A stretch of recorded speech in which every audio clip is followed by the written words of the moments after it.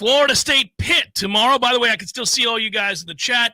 This will be an interesting sort of Warchant game day, but we're going to mix and match. That way we're better able at Hotel Indigo for anybody that's coming by to say hello and partake in the delicious food that is there, along with the cold beverages. Perhaps, maybe, might I interest you in a Bloody Mary for an early game? Then we get a chance to talk with you. I really do appreciate that. I'm loving this tradition more and more. We have a couple of times a year where we do the actual physical pregame show on the 7th floor at Hotel Indigo. But more often than not, once we know injury status of players and things aren't going to change and all that, we can do that here right now. And that enables us to be able to get to meet so many more of you that listen to the show and get to know your stories. And it may seem like that's not something that you think is genuinely true. It is true. Tom and I love it. We love it because I've said over the years when I meet people who listen to the show, everybody's got an interesting story. But the other part of it is I'm in a studio. I'm in a bland studio with a mic. I don't get to see and interact with people that have listened to the show or are listening to the show. So any chance I get to kind of get to know who the audience is and the people we're talking to and with every day, I think it's a good thing. We did a straw poll a couple of years ago just to see what folks preferred, and the overwhelming response that we got, it wasn't everybody, but the overwhelming response we got is we can watch on YouTube anywhere. We'd like to talk to you about the game. Yeah. Okay, we'll give that a shot. So we like gave it that. a spin a couple of years ago, and it really stuck. But, for weekends like last week, we need to be on live for a little bit. And it was fantastic. And it was great. Yeah, absolutely. Florida State hosting Pitt, as you all know, tomorrow at noon. It is the first time since 2020 that Florida State has faced Pitt. Did you realize just the second time since Pitt joined the ACC? We all remember the first, 2013, yours truly walking through the door there in Pittsburgh with my father, soaking wet, a deluge as we walked across the park to the bridge to where the stadium is. And the next thing I knew, thanks to Earl, the great Earl. Mr. Earl, who had given me like a 60-year-old Florida State shirt to wear, and I did. If I recall correctly, his birthday is around. It's in football season. It's coming up. He would be pushing 100 at this point. Wow. Yes, he definitely would be. By the way, just so all of you, we get the logistics out of the way here. It seems weird to me that this is only the first time that we've hosted them since 2020, and only the third time that we're. It would have to be the fourth, maybe the third home game. Yeah, I think that's what it is. It's got to be home game. Yeah. It's crazy because we played them a couple years ago with no receivers up there in their barn. That's true. Yeah, it's the home game. Hey, we got lucky here. Dave Pash is really good at his job. I like Dusty Dvorak, so that's who's coming to do the game. It's a good crew. Okay. Yeah, we got good. Yeah, we did. We got a good crew here. So here we are. Obviously, Florida State. Get back to seeing what we can do on offense here. The Noles have topped 400 yards of total offense in each of the last 4 games. The program's longest since a 5-game stretch going back in 2023. But, the fourth quarter allowed for some of that, and not some of it, almost 200 yards of it, and it felt pretty empty. So we'll see. Now in the bulk of the game, when the game is in the balance, let's see if this offense can get back to looking the way it did for most of the early season games, almost, in fact, all of the early season games, everything except for the Miami game. So let's get back to that. Then you'll feel better about the games moving forward, and you'll just give credit where credit's due. Miami's good. They got a lot of talented players. We moved the ball up and down the field against Virginia. That's not why they lost the game. So it's something we've talked about all this week and a little bit today as well. It's, to me, the largest key to see if Florida State has gotten over the hump is beyond the commitment level and the intensity. It's snap the ball, Tommy, and he's got to throw. Is he looking in the right spots? Do we have quick outlets for him to get rid of the ball? Quick decisions. Move. Instead of dropping back and thinking. This is not that opponent with the way that they bring pressures. This is not that game. But I think that also gives you an opportunity to get some confidence back because quick game should beget confidence. You don't have to think very much. Just see it, do it. And that would help this, I think, both sides of the ball. There's a lot of thinking been going on, a lot of hesitation been going on, or a lot of guys that are sped up in their brains. I think you can assign a little bit of one or the other to the offense and the defense. Let's see how Tommy looks today from a comfort standpoint if they do him a couple favors schematically. Do you feel a little bit of, or sense, I do, and it's why I'm asking it, maybe this is rhetorical, a little bit of frustration right now from Tony, who I think is a combination mad at himself, for a couple of things, but then also I think he's frustrated by some repeated mistakes, repeat offenders. There's a couple, I don't know specifically who, but I have a guess that there are a few guys on this defense that have made the same mistake in back-to-back games. And I think he feels like that had been corrected, and then it clearly wasn't. And so now we're still talking about alignment issues. Yeah, I sense his frustration. You watch him talk, and you can tell he's not happy with the way things are going right now. He shouldn't be. Yeah, because I think the failures of the last two losses are for different reasons, but it doesn't matter. They're still failures. And so anybody's patience would run thin in that situation. I think if we didn't win the Alabama game, we would all be more patient with where this team is right now. But once you win it, it becomes zero-sum. It becomes like a playoff or bust feel out of nowhere.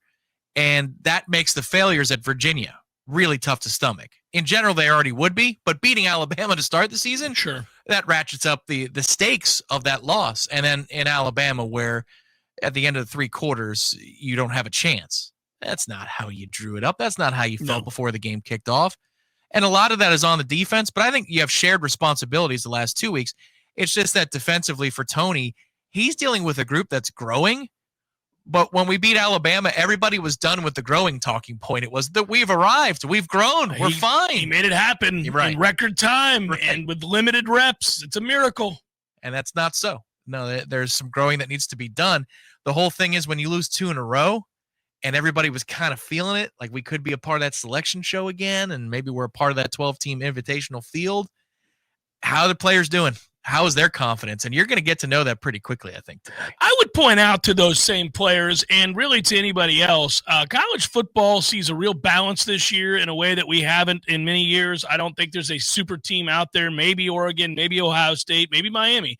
But really, from there, when you kind of take a big step back and look at the big picture, you say to yourself, all right, is this team going to go to the college football playoff? Probably not. But give them a decision to make by going ahead and winning out, and you're 10-2. I just want to point out that you're not completely out of the college football playoff just yet. It may not seem likely. Right. You need gobs of help. You need some help. It may not seem probable in any way. I'm not trying to give false hope. I'm just merely stating you're not completely out of it yet. And as long as you keep winning games and hang around, you might get some of the chips to fall where they may in your favor. This is where I hear the fan retort, say, I'm trying to win a game, win games. But I think if you win this one today, but here's why I agree with you. If you win today in such a way that you see confidence is fine, the operation's buttoned up, here comes the offense again for 550, something like that. Magically on Monday, you're looking at that schedule going, okay, all right, they still could get to 9 or 10 pretty easily here because I saw what I needed to see against Pitt. I hate using this word because Mike has overused it and beaten it to death, and his record after a loss isn't that great. But I do want to see the response out of this group today because I think they can actually do something about it. Last year's crew, who cares about the response? They had real problems. This crew can actually still cause some damage if their confidence isn't shook. And I think that's what this game will tell us about them. Most of this week, we've spent a lot of time talking about Florida State, their mindset, the bounce back, the need to make sure that they're buttoned up and get a win here against a team that they have more talent than, and they're playing at home.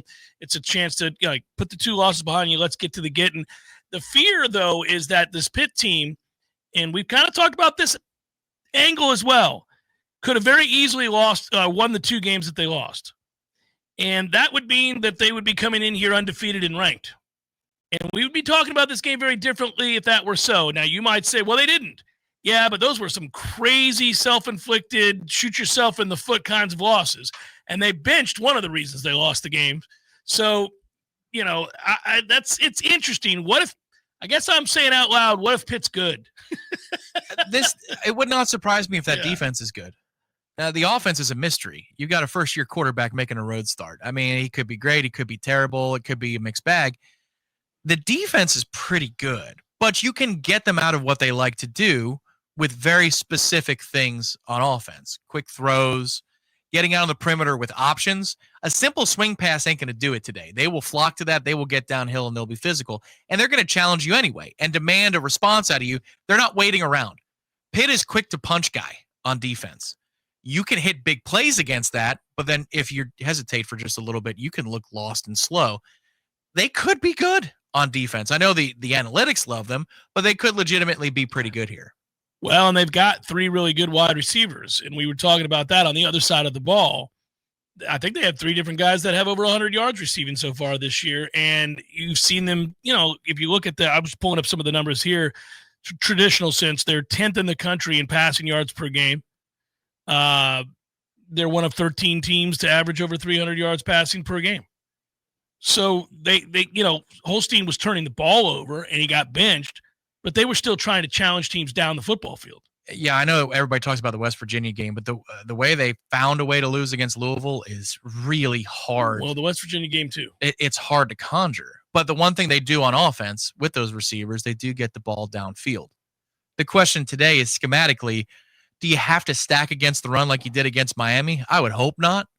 Like where you have to commit all sorts of forces to the line of scrimmage to stop Pitt's run. I don't think you need to do that. And if you don't, you're in a better position to handle the aerial assault from a freshman quarterback. But if they are able to establish the run, they were able to run up and down the field on BC, I suppose, who isn't. That would be the first sign of, wait a minute, that's a gain of 4. That's a gain of 6. That's another gain of 4. We kind of need to stop that part of it, because if you don't, then you're going to be susceptible to some more downfield shots like we were last week. You know that Pitt, I don't know where I read this, but I put it down in my notes. It's a hodgepodge of reading everything I can about, the teams that we're playing from all the different sources. But I saw somewhere where Pitt hasn't given up a single point in the first quarter this year. Not one. That's crazy. That I didn't look. I didn't compare and contrast, but I would be willing to go out on a limb here and say, are they the only team in the country that's true? That could be. I wonder, this is one thing I didn't really watch in the Louisville game. I was skipping play for play. But tempo-wise, I wonder if there's something to that as well. They're always going to play a few possessions, kind of like Georgia Tech last year in Ireland.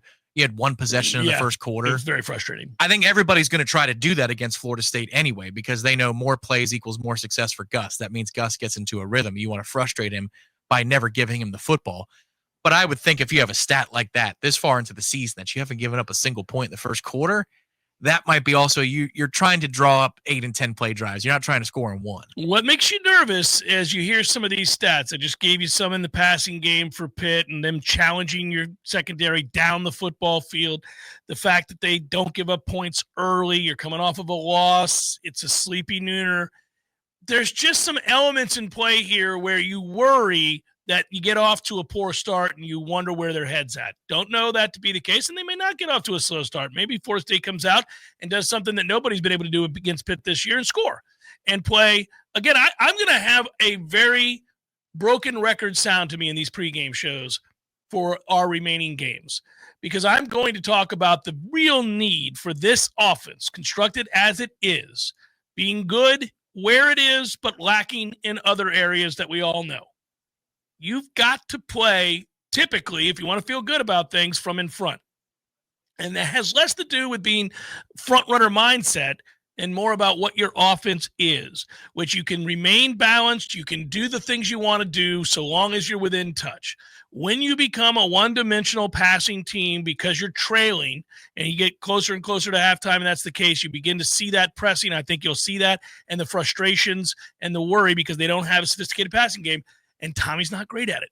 So, yeah, let's not let that happen tomorrow. This is just a fan moment. Like, I could see a situation where all of a sudden you're going, a little 10-3 action midway through the second quarter. This is starting to get disconcerting. The one thing, though, is let's say you're down multiple scores in the second half. If you have one of those moments, Pitt might be across the 50-yard line and they fumble and you pick up the ball. You see this more in the NFL, I feel like, than college. But they have this little mystique about them, about woe is me. When it goes bad, it goes really bad. For Pitt, yeah. Because if you think about it the other way, like we're talking about, how the hell did you lose that game? Well, if you've done it twice, and let's say that they're in pretty good position at some point in the second half of this game, it could be tied and they're driving, whatever it is.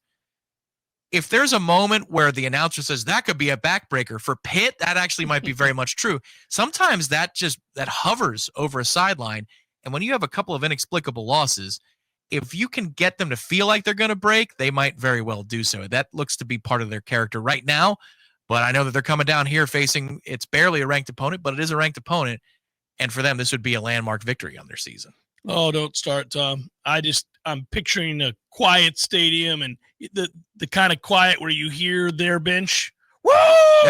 You're like, oh, man, don't start. Then you have the explosive play for 35 yards, and their guy goes down to injury. You go to a 3-minute timeout. You're like, I think we were actually about to do something here. Yeah.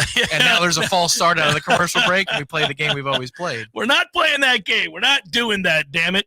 When a tree lands on your roof and there is structural damage, a roofer cannot always repair that because it's structural. But with T-Spark, it's one call because you have a general contractor and roofer all in one. If you're looking to renovate your home, T-Spark can help with bathroom remodeling, kitchen remodeling, outdoor additions, and more. T-Spark partners here with the Jeff Cameron Show. Give a call today for all your roofing needs, 850-766-1340. That's 850-766-1340. Or go to tsparkconstruction.com. License number CGC 1525336, CCC 13312. Hey, this is Jay Green from Hotel Indigo Tallahassee. Can I stop and say thank you? Thank you for telling your guests to stay with us. Thank you for hosting your corporate meetings and social events in our rooftop meeting space. Thank you for hanging out with us on FSU football game days. Believe it or not, this sales guy isn't selling anything. I just want to say thank you. But if you've never seen our rooftop and I can ever help, give us a call, 850-755-9011. We are Hotel Indigo Tallahassee. Welcome to our neighborhood. Little Warchant game day version here, hour 3 of the Jeff Cameron Show on a Libations Friday. We turned it into a Warchant game day pregame show, Florida State Pitt. We do need to, though, still continue to work with and collaborate with those that advertise for our fixed position stuff, and that's good. It's time for a little NoleRetirement.com and our friends at Artisan Financial Strategies. Cue it up, sir. Red Zone. First down, Tom. What do we got here, baby? So first down, I want to take it to Florida State's passing attack, and I'm going to give you a number, and that number is 41.5 yards receiving. Okay. Over or under 41.5 yards receiving for a Florida State wide receiver not named Deuce Robinson. I want to know, essentially, is Florida State going to get a second wide receiver involved in this game? So do you remember when I said this, I think it was before the last game, maybe before the previous game, I'm starting to get worried that they don't have a second wide receiver. Now, they have a tight end in Pittman that they're going to heavily feature. I just think moving forward, just as you saw in this last game, he's going to be a guy that figures prominently in this offense every week. He's just too good a player, and as he gets healthier and healthier, they'll utilize him. But I would really like to see. Now, in fairness, Tom, I would argue that not once but twice they had a chance to reach this number that you've presented to me with one Squirrel White. But for whatever reason, Tommy really picks, unfortunately, those moments in which Squirrel comes open or is schemed open to miss him by 40 yards. It's been a problem for him. I don't know if it's his stature or what it is, but he's throwing the ball over the lot when Squirrel's open and anywhere but to him. And when he's got him, you got to hit, because there might have been a 75-yard touchdown that he missed last week against Miami on a route that Squirrel ran. And then there was one in the Virginia game early on where he just misses him. That's probably 30-plus on that play. It's an easy, yeah. So it's there. It's available. It's been schemed open. He's just missed those throws. Unfortunately, that's a little bit of Tommy, but I mean, keep trying, keep going to the well. I mean, Squirrel's getting open. So 41.5, over or under. I'll take the over. I'm going to say it's going to be Luane McCoy. Okay. You feel like it's happening. The rapport is being developed. The rapport is being developed. Right, the routes they're asking of him, those throws, yes, some of them can be more difficult, like the one against Virginia where Tommy scans the whole field and finds him late. But you're seeing more in-rhythm throws to Luane here. So I think Luane's going to go over 41.5. Do you have a guy? Or do you think it's going to be nobody but Deuce at the receiver position? No, Squirrel. It's Squirrel. You think it's going to be Squirrel? Yeah, they're actually going to hit it. Okay. Well, he's got to hit it. I mean, it's there. He would have had more than 40 yards in each of the last 2 damn games. Find him. Throw the ball. He's actually recognized it. He just hasn't executed it. So there you go. I'll say Squirrel. Second down, over, under 1.5 interceptions for Heinschel. Oh, you say under? Over or under. Oh, sorry. I thought 1.5 interceptions for Heinschel. Under. I think he'll throw one. Okay. Some of that is a question, obviously, about our pass defense. It's not necessarily about the kid. Yeah, I'll say under. I'm underwhelmed with our pass defense right now, so I'm going to say under. Third down. Some might call it third. Over or under 2.5 sacks for Florida. Well, yeah. Over under 2.5 sacks for Florida State's defense. You're going to make me go with 3 sacks? It's a good call, Tom. Yeah. 1.5 is too light. 3.5 is too many. 2.5 is the number. Over. Okay. I just told the story of the game in my head, so I'll go over. That's what this is, as you can tell. Yeah. With the interceptions and the sacks. Yeah. 4th down. I'm going to stay on Florida State's defensive side of the ball. At the end of the game, whenever it is you decide to leave the loge. Oh, yes. Will Florida State have been successful in stopping Pitt's run? Yeah. Yes, I think so. I like our chances of slowing the running game down. Sure. Yeah, I'm fine with that. I think we're going to play from ahead, so I think we're going to dictate. If I'm wrong, then everything's open for business, and all of these predictions go wildly off base. I mean, I get that, and I will allow that that's possible. But I am picking us to win the game. I do think that in the end, Florida State's a more talented team, a desperate team, and I think a team that will play from in front and dictate terms, and therefore you can seriously limit what Pitt's able to do. Here comes a fun 5th down. Do we see Kevin Sperry in this game tomorrow? Oh, well, the season's in trouble if we do. There's 2 reasons you I can know. see him. Yeah, we could be up 50-0, which you both know. We both know that's not going to happen. And the other reason is because Tommy's continuing to turn the damn ball over. Look, I'm sure this was a point of emphasis all week. And, you've got the film to show Tommy all of the instances in which if he just took the check down, we've got 2nd and 4, we've got 3rd and 1, we've got, a lot of opportunities to still stay out there, to be productive instead of trying to feast or famine this thing. Again, it's just kind of a fun question, although one of these scenarios would not be fun. 2 of them, really. There's 3 ways he gets on the field. Injury. Really good, really bad, or a bump and a bruise. Yeah. But that's still, I feel like you wake up today with that chance being 17.5%, higher than it was a week week ago. That he hits the field today for some reason. And by the way, I do want to point out, I don't think Tommy's that banged up. I think he's fine. His quickness is still there. I didn't see a significant drop off. He may not be as electrifying as he was against Alabama, but I don't know that much of what we saw in the negative was the result of him not being able to make plays with his legs in a way that is commiserate, in this offense to being successful. I think he can. I mean, we saw him scramble around in that 4th quarter and buy time and make plays. If he were really hurt, that would be tough to do. Yeah, I hear you on that. I think if you're going to nitpick at all, it's just explosiveness in short areas to make somebody miss. I think that's what straight ahead speed. No problem. If he's rolling out, no problem. And I don't even think it's more about the mechanics much at all either. I've seen some talk about that. Man, he has poor mechanics when he's fine. We talked about it in some of the Alabama breakdown. D-Rob said, well, that's a hell of a ball. Don't love the footwork, but that's a hell of a ball. Yeah, he likes to fall away. That's one thing I'd love to see a little bit early, is Tommy stand there, deliver with 2 feet, use the ground to drive the football. He's not a pocket passer. It's not what he does. No, but you don't have to throw from a pogo stick. Oh, you don't have to shot put the football. I agree with you. And you don't have to throw off your back foot. There was desperation. There was confusion. There was frustration. There was a lot of things in play there. Stephen writes, who can check Tommy with all the confidence he has, meaning to bring him back down to earth? Well, I think he's been brought back down to earth by all the interceptions. I can't imagine that he's tough to kind of deal with right now. He's got to be humble at this point. Now, I know he's brash and I know he's confident at all times, but I worry a little bit about that confidence. I wonder if he has been shook to some extent. He's been responsible for some pretty awful interceptions these last 2 games. I mean, really pivotal moments in which you just can't throw an interception, and he did. He just looked like he was in the red from the word go last week. It's not from a lack of desire. It's not from cockiness. Nope. He just looked like he was revving the engine all the way. And that was really strange to see because in the Bama game, he didn't. So you're in the same building. It's a similar circumstance. The only difference is the sun's not over your head in the sky. It's a very similar moment, but he just handled those two moments very differently. The thing about hero ball, it couldn't be more true. He's told us that himself. Remember the quote among the many others with Nakos in the offseason, "I'm here to save jobs." But that kind of attitude, I think, is what you see. The negative side of that is what you saw on Saturday.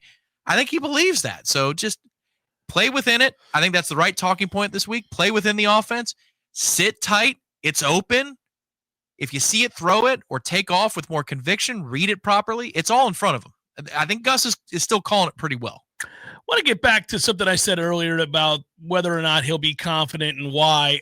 Again, what are these two rosters? Are we going to get out there and find out we're more like Pitt than we're not from a roster standpoint? If that's true, then I don't know that he's going to find, the ability to calm down, be confident, play within the scheme. I think he will continue to try to push it, and that could create problems. If it could be, though, that we watch this game and very early on, you can tell there's a talent difference and Florida State gets out in front, and then all of a sudden things look absolutely back to normal. Would it be shocking, though, if the roster looks like a Pitt roster, if before the season started we were somewhere between 8 and 4, one way or the other, in terms of preseason picks? Would that actually be gutting to see? I think they're playing at a high level. I think they're a good team, but would that stun you? It would just be another reminder of what we're not and what we need to get to. And yeah, you can't do it all in 1 year. You can't do it all in one moment. You can't just, make it happen because you're frustrated by it. You have to see it through. I understand it doesn't do me a lot of good. It's just a constant reminder, though, of one of the weaknesses. And, I brought it up yesterday, Tom, with Mike. This is a very important game for him, a very, very important game. And I think it's not just an important game for him, but it's an important game collectively for the mindset of this fan base. I think you lose 3 straight games and you have the constant reminder that you're not any better than the middling teams of the ACC. If that's what you'll start to think, you'll start to even wonder what your place is within that grouping. And that ain't good, man. That's not good for anybody. No, agreed. In a vacuum, I can understand why the Virginia loss happened. Don't like it. It's never acceptable, but you can understand the circumstances. I still think we're a couple scores better than them that night, but you miss situations, and it comes back to bite you. Hurts. Miami, that's a better football team you played. I think you could have hung in there an awful lot better than you did, but you put those two together, even though independently I don't look at that as strike 3, you're out. You put those two together in sequence, and then you have to play a nooner. All right, now, I get why those two things happen, right? But that need not happen today. You need a result today. Very much so. It's funny, we talk about process all the time. Everybody does. No, I need a result. You got to get a result. I don't, by hook or by crook, you better win this game. Don't be out here screwing around, losing to Pitt, 3 straight losses, and watch this thing go flying off the tracks. We'll be playing the clip. The plane is crashing into the mountain pretty quick on Monday if that happens. Matt, thanks for the contribution and the kind words, good sir. Saw it in here in the chat. Didn't get to it before. Going to get to it right now. 3:12 at the time that he sent it on a glorious loosey-goosey Friday, and a listener since the first years with Dina. Man, that's 27 years ago. From the early days. Love the third hour on the Warchant TV. Sorry for your loss, T-Lang. #footballwins. That's a great sentiment. Thank you. And, man, do we go back, don't we? 27 years. It's amazing. And the football wins are omnipresent. And obviously reaching out with his condolences for you, Tom. That's a beautiful thing. Good. It is. I appreciate that. For a lot of people have. Yeah, I did take to X. I don't usually do that, but because it was discussed yesterday, and I have no problem with that. I did take to Twitter today. And so thank you to everybody on social, the boards, everywhere. Love you guys. Not an easy day, but you all understand what it is, and it's worth it. Always is. Swish says, I feel dread now.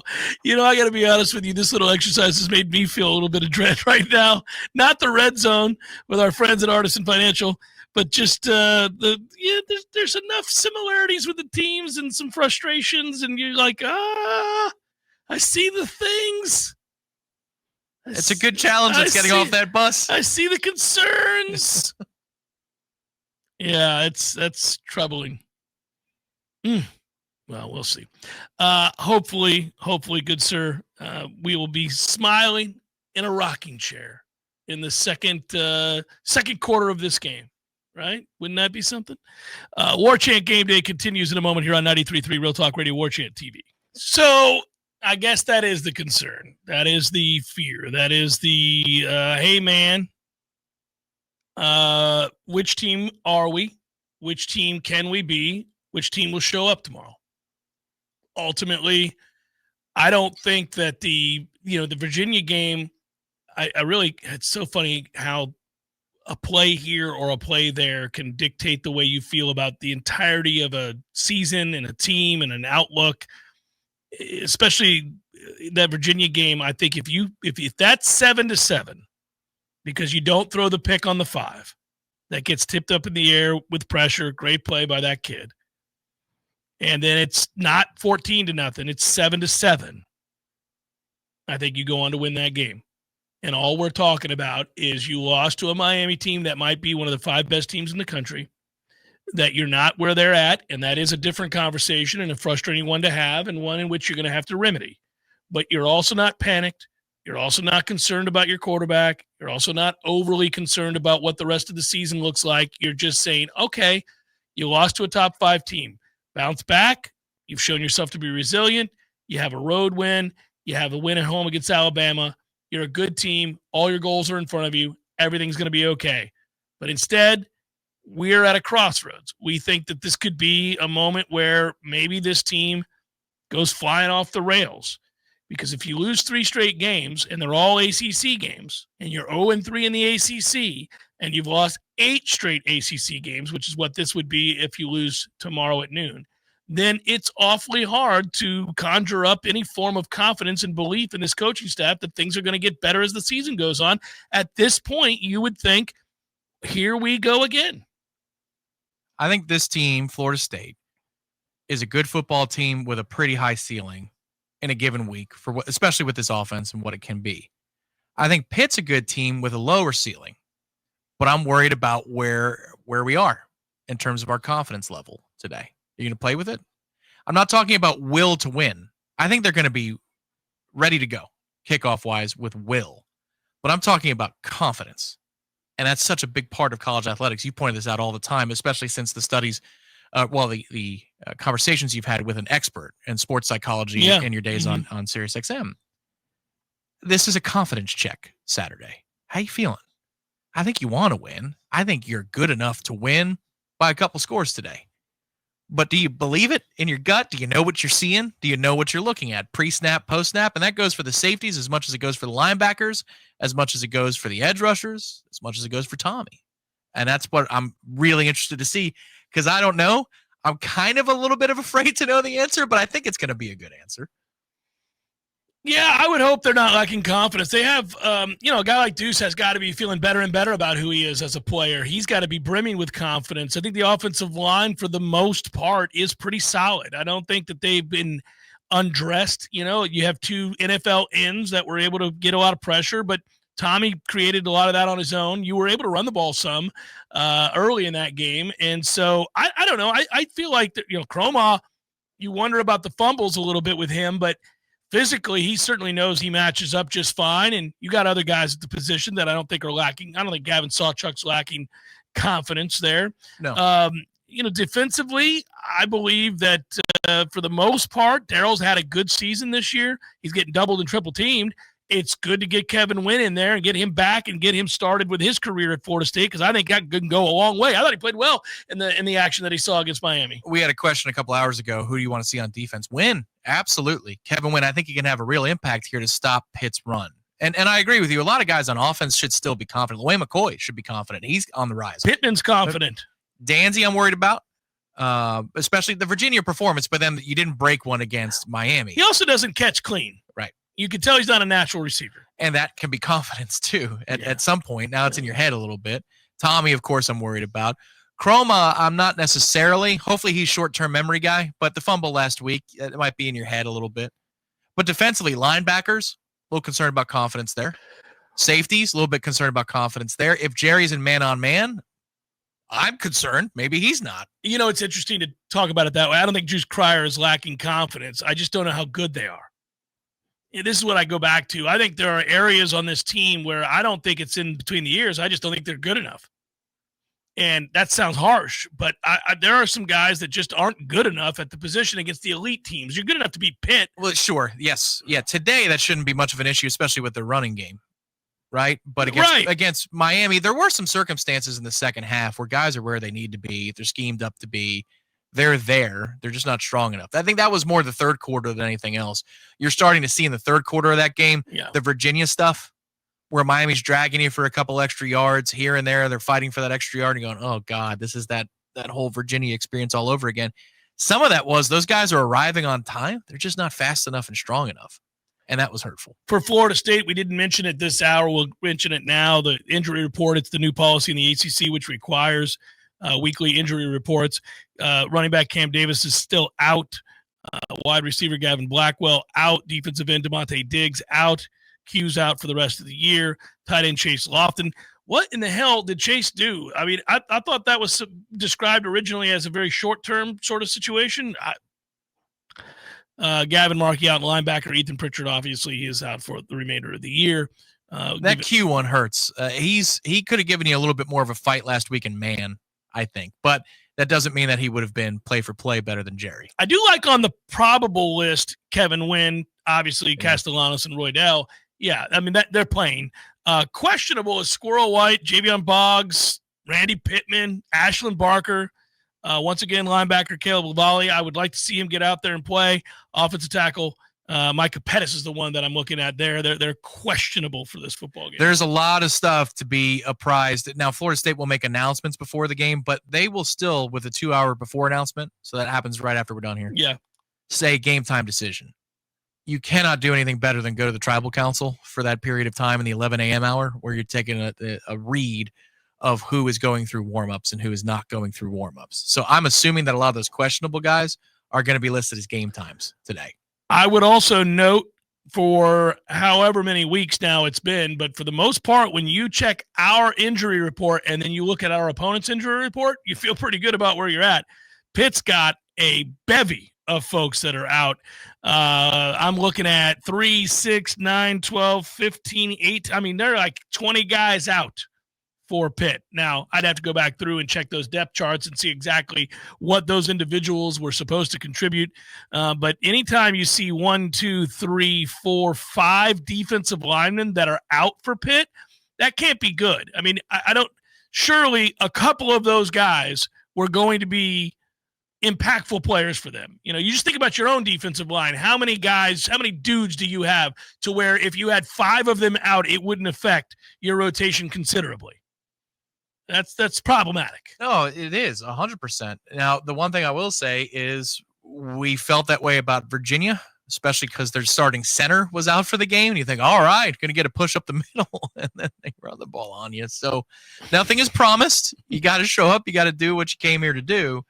I will tell you that if Florida State wins this game convincingly, and that could be by 14, it could be by 10, really. Like if Wouldn't that be great? If they win the game convincingly, I'll be impressed. I don't think this is a bad Pitt team. I think they're capable. I don't think they're better than us, but I think they're capable. And the circumstances that you're playing this game is an extra test for Florida State. I'm looking forward to seeing what they do today. Because if it is 31-21, that's the number I had on the report this week, thumbs up. All right, we're on the right track.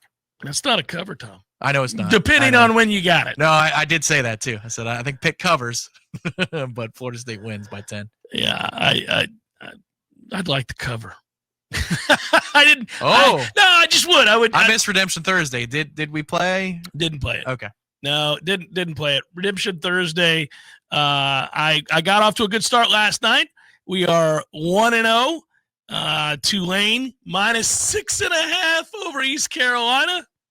A little 7-point victory for your boy to start 1-0 this week. I know that number moved closer to game time to 7.5, so some people got screwed if they got jumped on then. I got it at 6.5. Tonight, I have South Florida getting points, 1.5 against North Texas. That's it. That's all. We'll be at Hotel Indigo tomorrow morning. We look forward to seeing you guys. Swing on by if you're going to the game. It'll be fun. Tom, good work out of you, buddy. I know these are tough times. Love you, brother. And to all of you who listen, appreciate you very, very much. Be good. Till then, peace.